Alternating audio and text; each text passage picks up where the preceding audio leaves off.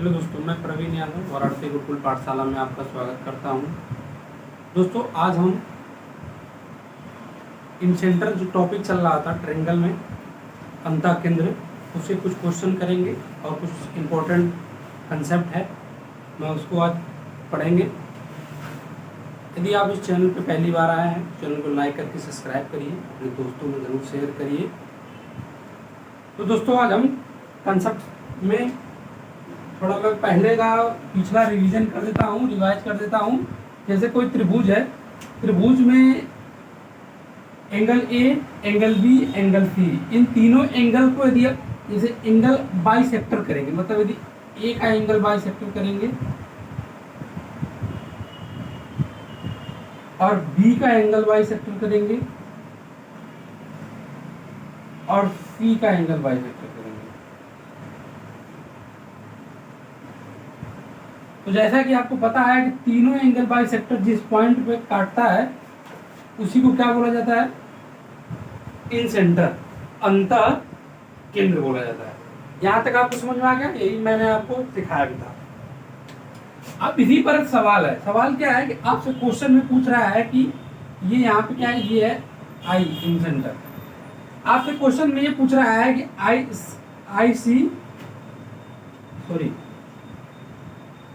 C I upon I F, ये आपसे पूछा जा रहा है। ठीक, हमें दिया क्या है? तो दिया है ए आई अपन आई डी। ठीक, ये हमें दिया है। कितना दिया है? तो 5/3। और आगे और दिया क्या है? बी आई और आई ई दिया है।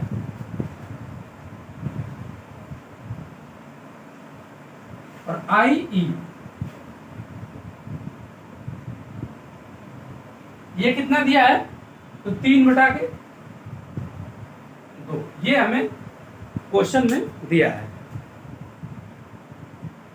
ठीक ना, ये हमसे पूछ रहा है। मेरे साथियों, आपको पता होगा आई सी अपन आई एफ, मतलब ये यहां से लेके यहां से और ये वाला पूछ रहा है। तो इसका जो अनुपात होता है, मैंने आपको पिछले क्लास में बताया था, इनसे जुड़ी जो भुजाएं होती हैं, इनका प्लस और सामने वाले भुजा का क्या होगा? भाग में, मतलब उसके बटा में हो जाएगा। तो ये वाला रेखा में बी और ए है, बी और ए वाला रेखा है, क्योंकि ये दूरी ए होती है, ये दूरी बी होती है और ये दूरी सी होती है। आप कहेंगे कि सर ये बी क्यों होती है, सी यहाँ पे क्यों होता है, ए यहाँ पे क्या होता है? तो याद रखना, ए के सामने की भुजा ए होती है, बी के सामने की भुजा बी होती है, सी के सामने की भुजा सी होती है, याद रखना। तो इसलिए यदि हम देखा जाए आई सी आई और आई एफ का जो वैल्यू होगा अनुपात में, वो होगा ए प्लस बी अपॉन सी। यही हमसे पूछ रहा है। ठीक ना,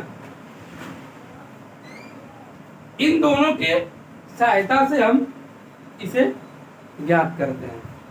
ठीक ना, चलिए, ए आई है और आई डी है 5/3 है, और ये बी आई और आई ई है जो 3/2 है। पहले तो ए आई और आई डी को हम और इस प्रकार से लिखा जा सकता है। तो दोस्तों, ए आई और डी, इन दोनों भुजाओं का योग और इसके सामने वाले भुजा से भाग कर देना है। इसका मतलब, इसका यही मतलब होता है। इसका मतलब क्या हो जाएगा?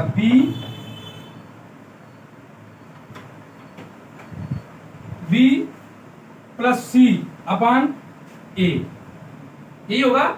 यही जो है क्या है? 5/3 है।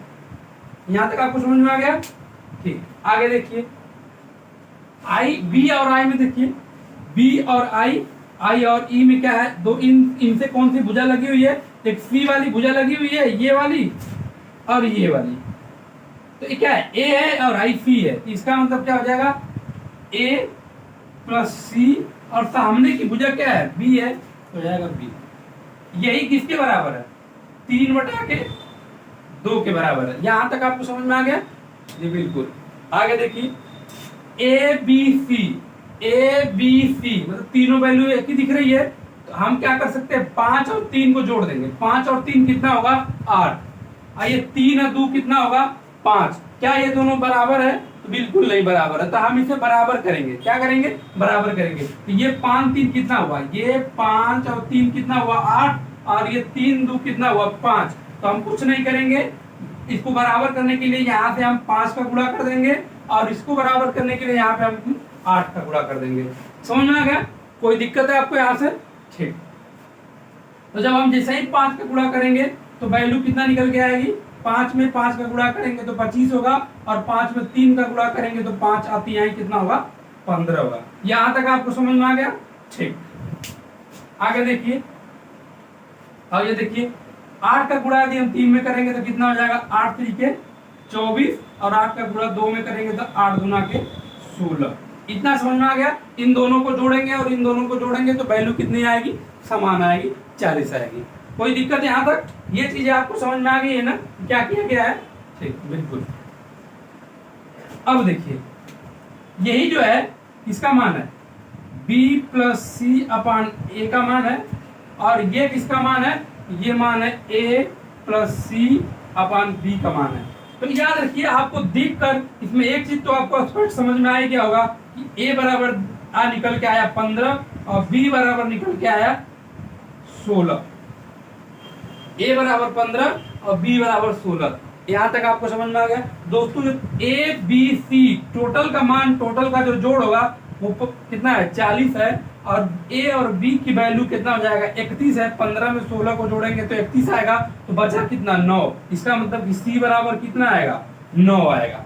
यहाँ तक आपको समझ में आ गया? बस यही वैल्यू यहाँ पे हमको रख देना है। अब रखिए a का मान कितना है 15 प्लस b का मान कितना है 16, c का मान कितना है 9, तो इक्वल टू कितना आ जाएगा 31 बटा के 9। यही हमारा क्या है आंसर है दोस्तों, इसे नोट कर लीजिए। अब ये कंसेप्ट और सीखते हैं। हमारे पास कोई ट्रायंगल है, क्या है ट्रायंगल, त्रिभुज है, ठीक। और इस त्रिभुज के अंदर अंदर एक क्या है सर्कल है, एक क्या है वृत्त है, और ये इसका वृत्त का केंद्र है, ठीक ना। हमें क्या करना है, इस ए का एंगल बाइसेक्टर करेंगे, ओके। इस बी का एंगल बाइसेक्टर करेंगे,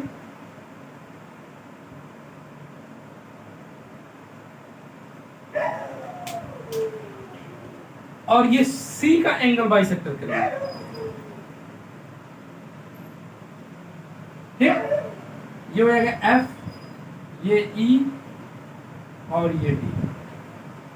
जिस पॉइंट पर ये कट रहा है वो वृत्त का केंद्र होगा, और साथ ही साथ इस त्रिभुज का इन सेंटर होगा।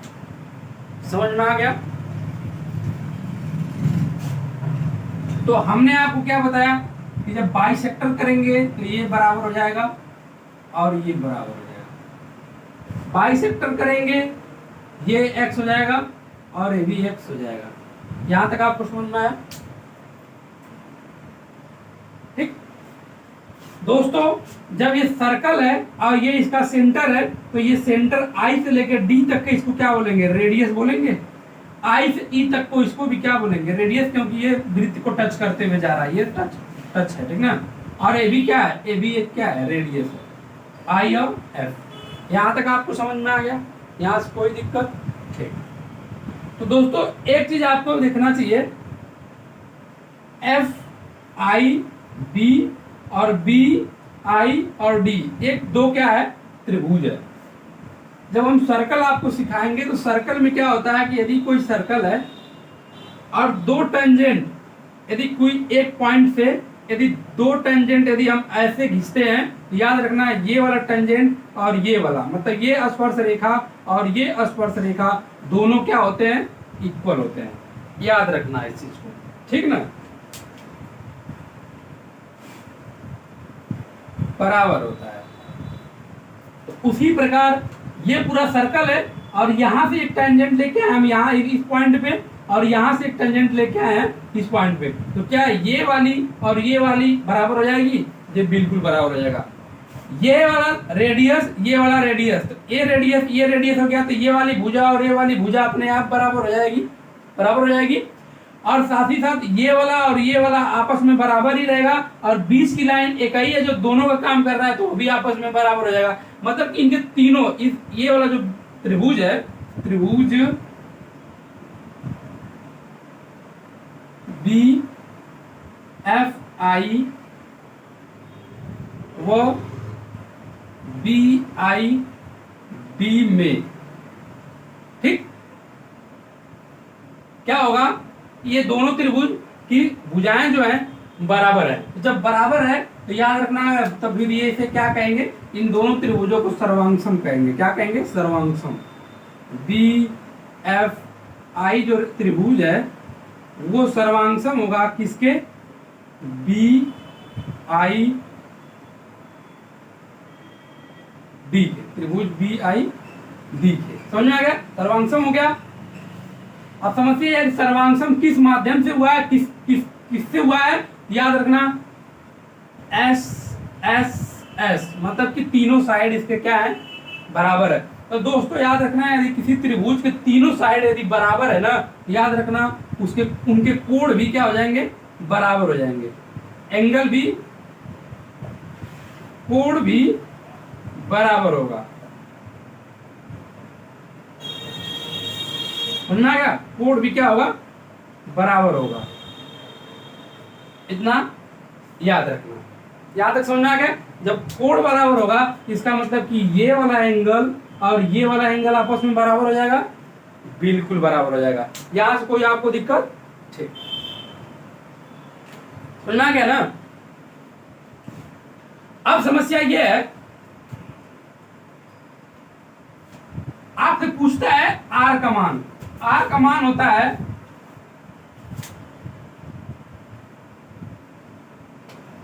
एरिया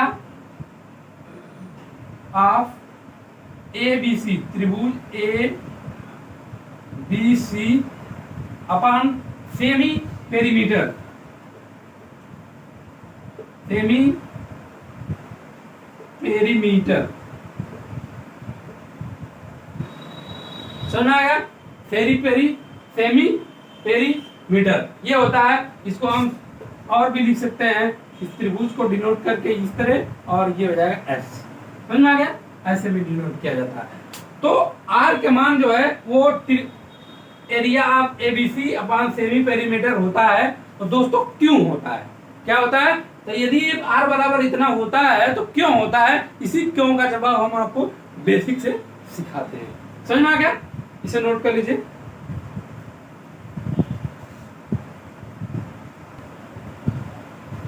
दोस्तों पिछले कंसेप्ट में जो आया था आर बराबर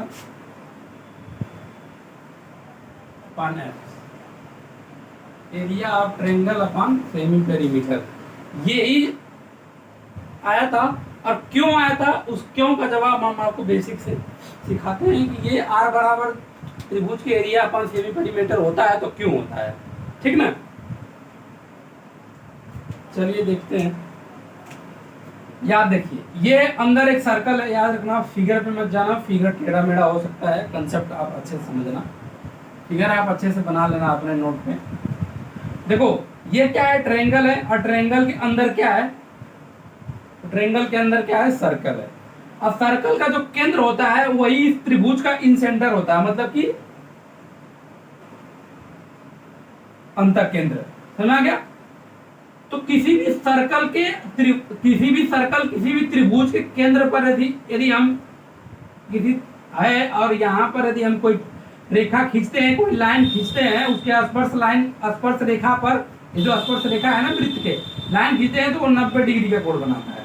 उसी प्रकार ये भी केंद्र से स्पर्श रेखा पर 90 डिग्री का कोण बनाएगा, और ये स्पर्श रेखा पर केंद्र से जो दूरी होती है वो, और जो रेखा खींचा जाता है वो क्या होता है? 90 अंश का कोण बनाता है। याद रखना 90 डिग्री का कोण बनाता है। ठीक ना? ये कभी मत भूलना आप। और ये हम जाके जानते हैं कि ये क्या है? सर्कल है, तो इसका रेडियस क्या हो जाएगा? आर हो जाएगा। इसका रेडियस क्या हो जाएगा, आर हो जाएगा, और ये भी रेडियस क्या हो जाएगा, आर हो जाएगा। समझ में आ गया। तो हमें ए बी सी का त्रिभुज की जो एरिया होगा, यदि हम लिखेंगे area of triangle A B C equal to, मतलब बराबर क्या होगा। तो अब याद ध्यान से देखिए, ए आई और बी का एरिया ए त्रिभुज, और हाई वाला बी आई और सी ये त्रिभुज, और ए आई और सी ई वाला त्रिभुज, एक त्रिभुज ये, एक त्रिभुज ए और ये त्रिभुज ए। इन तीनों त्रिभुजों के एरिया को यदि हम जोड़ देंगे दोस्तों, यदि हम जोड़ देंगे तो क्या ये पूरे का एरिया निकल के आ जाएगा। तो जवाब है कि हाँ। ठीक, तो एरिया किसका, त्रिभुज ए आई बी का प्लस एरिया बी आई सी का, और एरिया त्रिभुज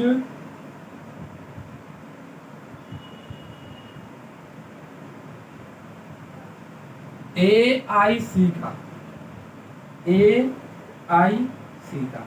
इन तीनों के एरिया को जोड़ देंगे तो हमको एबीसी की एरिया निकल के आ जाएगा दोस्तों।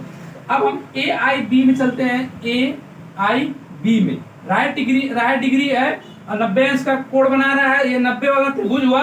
तो हम इसको क्या लिखेंगे, 1/2, और ये बेस हो गया सी, और ये लंबवत जो दूरी होती है वो उसकी क्या हो जाएगी, लंबाई हो जाएगी, हाइट हो जाएगी, मतलब कि आर। कोई दिक्कत यहां से? ठीक।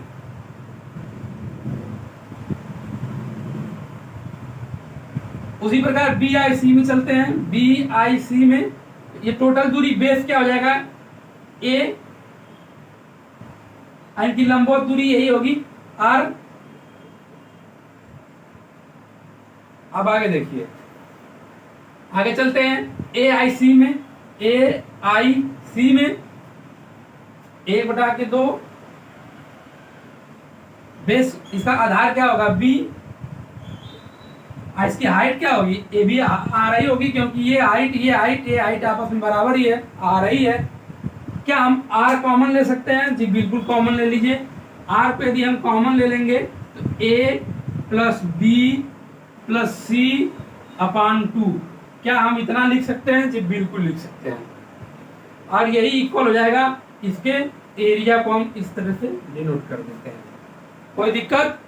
जैसा कि आपको पता होगा कि सेमी पेरीमीटर का जो फार्मूला होता है वो होता है ए plus B plus C upon 2, यही फार्मूला होता है सेमी पेरीमीटर का। तो क्या आपको दिख रहा है कि ए plus B plus C upon 2 क्या है सेमी पेरीमीटर की है? तो जवाब है कि हाँ। तो क्या इनके जगह पे हम सेमी पेरीमीटर लिख सकते हैं? तो जी बिल्कुल लिख सकते हैं, और ये हो जाएगा आपका त्रिभुज। इसी को हम उठा के थोड़ा सा आगे लेके आते हैं। आगे लेके आएंगे तो क्या हम कह सकते हैं कि R बराबर एरिया अपान एस, यही हमें क्या करना था, प्रूव करना था। समझ में आ गया? ये क्या करना था, प्रूव करना था। आपको समझ में आ गया है? नोट कर लीजिए। ना समझ में आया कमेंट में आप जरूर पूछिए, हम पिछली क्लास में फिर से रिवीजन करा देंगे।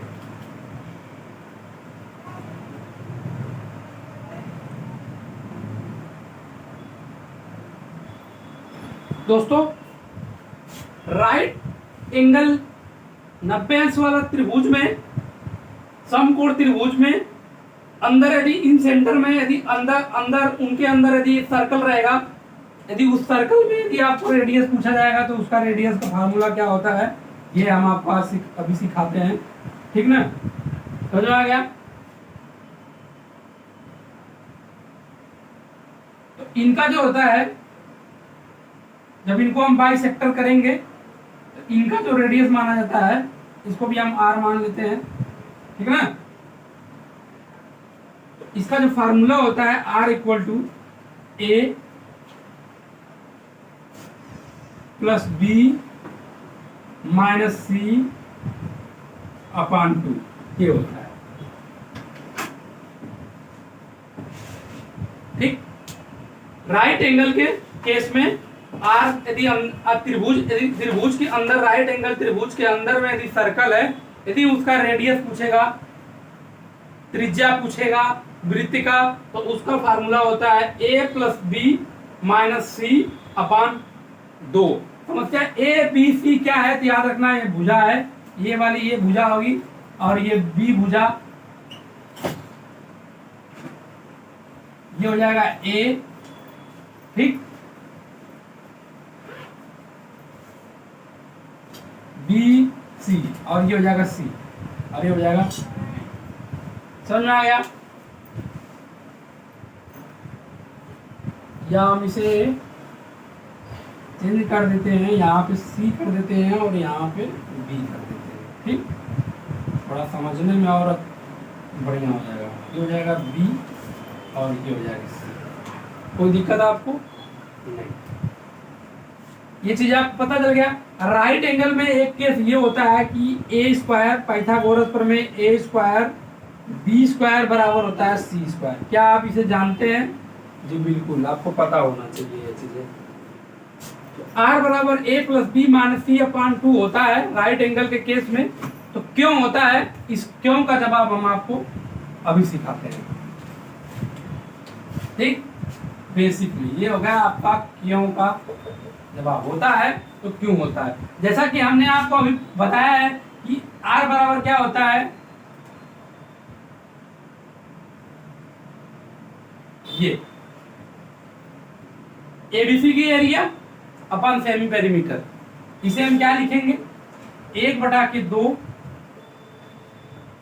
Base A height B upon semi perimeter हो जाएगा A plus B plus C upon 2। ये हम लिख सकते हैं जी, बिल्कुल लिख सकते हैं, इसमें कोई दिक्कत नहीं है। समझ में आ गया? इसी को और आगे हम बढ़ाएंगे, ये 2 से 2 कट जाएगा तो क्या हो जाएगा, A B upon A plus B plus C. यहां तक आपको समझ में आ गया? ठीक, एक चीज और आपको जानने की जरूरत है, जैसा कि आपको पता होगा कि ए प्लस बी का होल स्क्वायर यदि हम करेंगे तो हमें क्या मिलेगा, ए प्लस बी का होल स्क्वायर करेंगे तो ए स्क्वायर मिलेगा, बी स्क्वायर मिलेगा प्लस 2a बी मिलेगा। ये मिल रहा है ना? और देखिए आगे, ए स्क्वायर प्लस बी स्क्वायर बराबर सी स्क्वायर और ए स्क्वायर प्लस बी स्क्वायर का बराबर कितना, सी स्क्वायर। तो क्या इसका हम सी स्क्वायर से डिनोट कर सकते हैं? जी बिल्कुल कर सकते हैं, कोई दिक्कत नहीं है। Equal to A plus B का होल स्क्वायर। यहां तक आपको समझ में आ गया? ये सी स्क्वायर को इधर भेज दीजिए। सी स्क्वायर को जब मेरे साथियों इधर भेजेंगे तो ए प्लस बी का हो जाएगा होल स्क्वायर और माइनस हो जाएगा सी स्क्वायर और इक्वल टू हो जाएगा 2ab। यहां तक आपको समझ में आ गया? गुड। तो क्या हम इस, अब हमें यहाँ पे क्या दिख रहा है, ए बी, यहाँ पे क्या दिख रहा है, ए बी। तो इस 2 को हम क्या इसके अपान में भेज सकते हैं? जी बिल्कुल भेज सकते हैं, कोई दिक्कत नहीं है। ठीक, अब यही जो मान आया है ए बी का, ये जो मान ए बी का है, ये जो वैल्यू आया है ए बी का, इसी को हम ले जाके उसमें क्या कर देंगे, पुट कर देंगे, रख देंगे। ठीक, तो अब जब ए बी का इसको हम रखेंगे ए बी की जगह पे तो क्या आएगा, ए बी की जगह पे रखेंगे भाई तो क्या आएगा, हमें तो हो जाएगा ए प्लस बी का होल स्क्वायर माइनस सी स्क्वायर और अपान में 2 और ये नीचे भी क्या है, ए प्लस बी प्लस सी। यहां तक आपको समझ में आ गया? ठीक, आपको पता होगा एक फार्मूला, कौन सा फार्मूला, ए स्क्वायर माइनस बी स्क्वायर बराबर क्या होता है, तो होता है एक कोष्ठक में ए प्लस बी और दूसरे कोष्ठक में ए माइनस बी। क्या ये आपको फार्मूला पता था? तो जवाब है कि हाँ पता होना चाहिए। समझ में आ गया? ये फार्मूला आपको पता होना चाहिए, ठीक ना? तो यही फार्मूला से हम फिर आगे उसको क्या करेंगे, तोड़ देंगे। समझ में आ गया? तो ए क्या हो गया, पूरे को ए हो गया और ये हो जाएगा बी, तो ए स्क्वायर माइनस बी स्क्वायर, तो क्या हो जाएगा, एक कोष्ठक में ए प्लस बी मतलब कि ए प्लस बी, दूसरे कोष्ठक में ए माइनस बी। अपान ये नीचे वाला,